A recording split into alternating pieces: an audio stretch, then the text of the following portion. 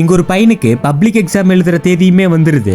Exam எழுதுறதுக்கு முன்னாடியே சாமியெல்லாம் வேண்டிக்கிட்டு அவங்க அம்மாட்ட பேசிட்டு இருக்கும் போது அவங்க அம்மாவுக்கு திடீர்னு நெஞ்சு வலி வந்துருது. அந்த பையனுக்கு என்ன பண்றதுன்னு தெரியாம ரொம்ப பதறி போயிடுறான். அவங்க அம்மாவை எப்படியாச்சும் காப்பாத்தணும்னு சொல்லிட்டு ஆட்டோல கூட்டிட்டு போய் ஹாஸ்பிட்டலுமே சேர்க்கிறான். அவனுக்கு அதே சமயம் பப்ளிக் எக்ஸாம் எழுதுறதுக்கு ரொம்ப டைமுமே ஆயிட்டு இருக்கு. அந்த நேரம் பார்த்து விஷயம் தெரிஞ்சு அவங்க அப்பாவுமே ஹாஸ்பிட்டலுக்கு வந்துடுறாரு.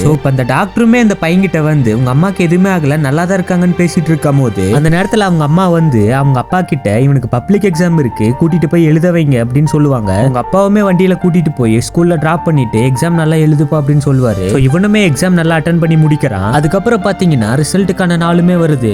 ரிசல்ட் பார்க்க ஸ்கூலுக்கு போலான்னு அவங்க அம்மா ஆசையா தைச்சு கொடுத்த சட்டையை போட்டுக்கிட்டு வெளியே வரும்போது அவங்க அம்மா பார்த்துட்டு ரொம்பவுமே சந்தோஷமாயிடுறாங்க. இப்ப அவங்க அப்பாவுமே கூட்டிக்கிட்டு ரிசல்ட்டை பார்க்கலான்னு ஸ்கூலுக்கு வந்திருப்பாங்க. இப்ப திடீர்னு பாத்தீங்கன்னா அவங்க அம்மா ஸ்கூல்ல இருக்க பேனரை பார்த்து தப்பா புரிஞ்சுக்கிட்டு இந்த பையனை பயங்கரமா திட்டுறாங்க. இப்ப பக்கத்துல இருந்த ஒருத்தர் இவனை ஏமா திட்டுறீங்க, ஸ்கூல்ல 6th ரேங்க் வாங்கியிருக்கா அப்படின்னு சொல்லுவாரு. அதை கேட்டதும் அவங்க அம்மா ரொம்பவுமே சந்தோஷமாயிடுறாங்க. அவங்க அப்பாவுமே அந்த விஷயத்தை கேட்டுட்டு கண் கலங்கிடுறாரு. ஃபைனலா பாத்தீங்கன்னா இவனோட போட்டோ பக்கம் போய் அவங்க அம்மா போட்டோ எடுத்துட்டு இருப்பாங்க. அதை அந்த பையன் தூரத்துல இருந்து பார்த்துட்டு ரொம்பவுமே கண் கலங்கிடுறான்.